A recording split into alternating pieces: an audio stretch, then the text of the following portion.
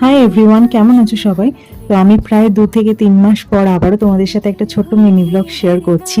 Actually আমি এতদিন video করার মতন মানসিক অবস্থাতেই ছিলাম না। তো যাই হোক, আমি এসছি মায়ের বাড়িতে, আমি কালই এসছি। তো আজকে না আমার শরীরটা একদম ভালো ছিল না সকাল থেকেই। তো বাইরে বেরিয়ে দেখছি ওয়েদারটাও আজকে কেমন মেঘলা মেঘলা, মানে ওয়েদারটা দেখেও যেন মনটা কেমন খারাপ হয়ে গেল।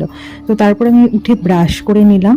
দেন আমাদের দেখো এই যে গোলাপি রঙের জবা গাছ, আমাদের দুটো গাছ আছে, তো এই দুটো গাছে একটা একটা করে জবা ফুটেছে, এত সুন্দর লাগছিল ফুলগুলো।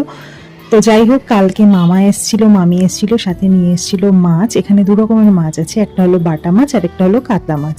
তো আজকে কাতলা মাছের ঝোলটা মা রান্না করবে, তার জন্য মাকে আমি একটু সবজি বানিয়ে দিয়েছি। কাতলা মাছের জন্য ঝিঙে আর আলু আর একটু কি বলে ভেন্ডি ভাজা। তো তারপরে আমি কেটে নিয়েছিলাম একটু তরমুজ। তরমুজটা এত সুন্দর লাল ছিল যে কি বলবো। আসলে আমার গরমকালে না তরমুজ খেতে বেশ ভালো লাগে, সেজন্য আমি কেটে নিয়ে প্রথমে একটু খেয়ে নিলাম। আর এরকম করছিলাম কারণ ফ্রিজ থেকে বের করেই আমি সাথে সাথে খেয়েছি, তাই মা আবার একটু বকছিল। তো যাই হোক, এখন দুপুরের খাবার খাবো। দুপুরে এই দিয়েই আজকে খেলাম, সাথে একটু আচার ছিল। তো কেমন লাগলো তোমাদের আমার এই ছোট্ট মিনি ব্লগটা জানিও।